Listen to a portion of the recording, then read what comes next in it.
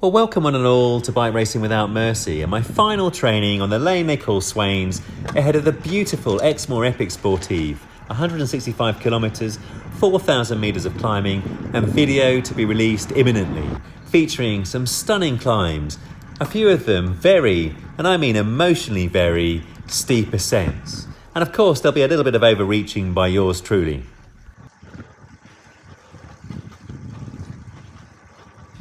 My intent for this training was to use Swains Lane to hit 5 times about 3 minutes at VO2 max with about 2.5 minutes recovery between each ascent, practicing staying in the saddle and keeping the power consistent.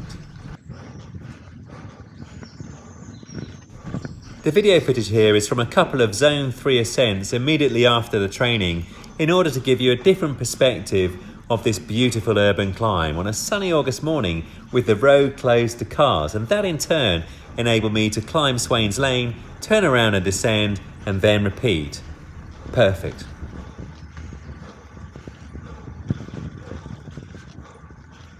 You'll see from the Training Peaks and Strava data that I was indeed consistent with the power. Each ascent averaged 321 to 327 watts.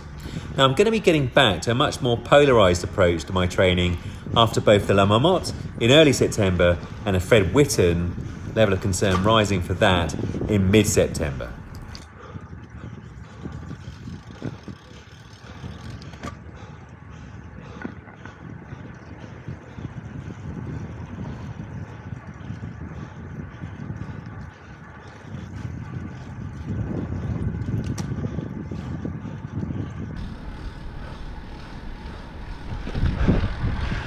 Well, I just completed 5 times hill repeats on Swains Lane, and I was able to go straight up and straight back down because the road was closed to cars.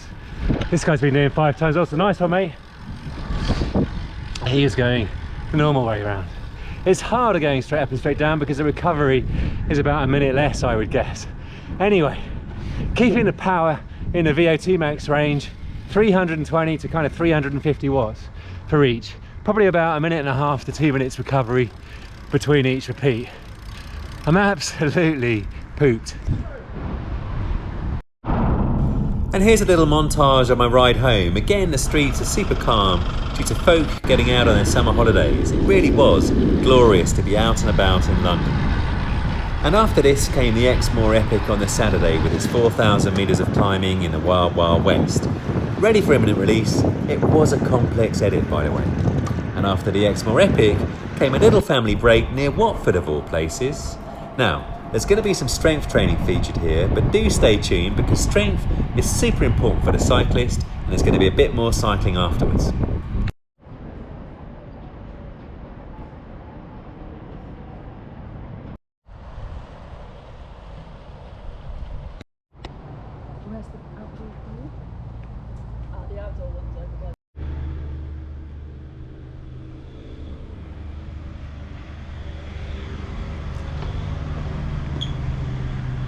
In the next section there would otherwise be a copyright issue due to music playing in the background in the gym, so please forgive the voice overlay when I'm speaking to camera. On the step machine. I know I do a lot of this and some would say quite boring, and a very small number of people in the comments say, why are you mucking around with the single leg work on the deadlifts? You need to work with much heavier weights to get any kind of gains. But for someone like myself, aged 46, an office worker, the bigger gain from strength training is promoting good movement patterns, flexibility, strength, bone density and a little bit of muscle. Plus, these single leg deadlifts are perfect for the mind-muscle connection. They're great for warming up the glutes, the hamstrings, the core and the stabilising muscles ahead of the main event, the conventional deadlift.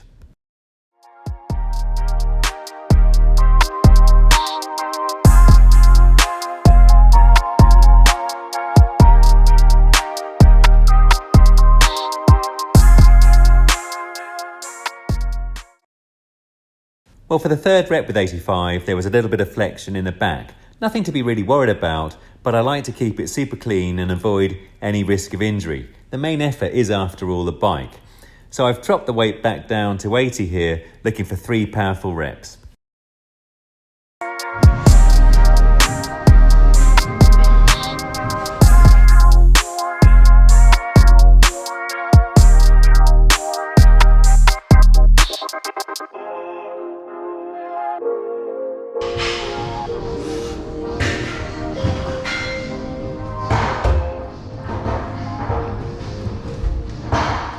Thank you, Rafi. Well, that was a captain's chair leg race. With just 4 kilograms added.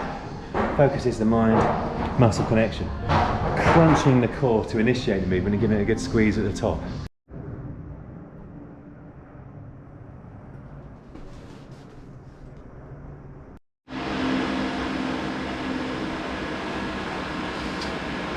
Cresting the epic in potentially my last live stream from this flat, maybe one more. Pixels and watts, thank you ever so much for the beautiful poster of the epic KOM. www.pixelsandwatts.com. Get them for your pain cave.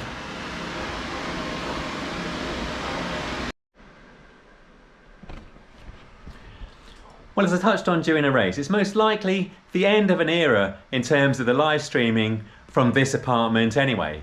We're not quite sure where we're going to end up living yet, but I just wanted to take a moment to say thank you all very much for watching the videos, for commenting and liking and subscribing. It means a massive amount to Jane and I personally have taken a huge amount of pleasure from creating the content and having a chat with people, whether it's in the live chats on the streams or the comment section in YouTube or on Instagram or email, and even meeting a number of you for rides in real life. I've thoroughly enjoyed myself, and I've taken a huge amount of pleasure from being a small part of the cycling community and making so many good friends. It was a massive lift and boost for me, especially during the lockdowns during the pandemic, where it can feel a little bit isolating here in London, where you're away from your friends and family who live, you know, some way out of central London. It's not always easy to get to them. And so the live chats in particular and all the comments on YouTube was a little place to kind of share experiences, all that kind of thing, have a bit of banter, share a bit of knowledge sometimes even, and generally kind of engage in life. And it meant a huge amount to me, I can really assure you of that. So plenty more to come, many more videos to come, and the live streaming will commence once we're able to get the Watt bike set up somewhere, fingers crossed with half decent Wi-Fi. But in the meantime, thank you all very much for your super kind support. Oh, and as a postscript, I'm relieved to say that I signed off in, well, reasonable style in terms of my final live stream from the flat. It was a Quatch Quest race, and that includes for me the hell of Titan's Grove at the start, then the epic KOM, minus the radio tower, relief, but also an ascent of the Alp.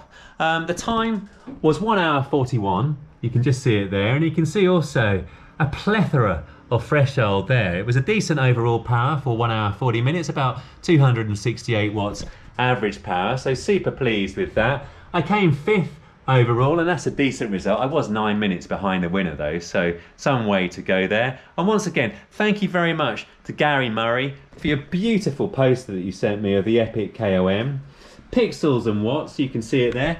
Check it out. It's Gary's little side hustle there. He has a collaboration with VeloViewer and is producing some really pretty posters to adorn our pain caves over the autumn and winter. I'll be getting a few more from wherever we land. But in the meantime, as I say, thank you all very much, and whoever you are and whatever you do, please remember to live, thrive and stay healthy.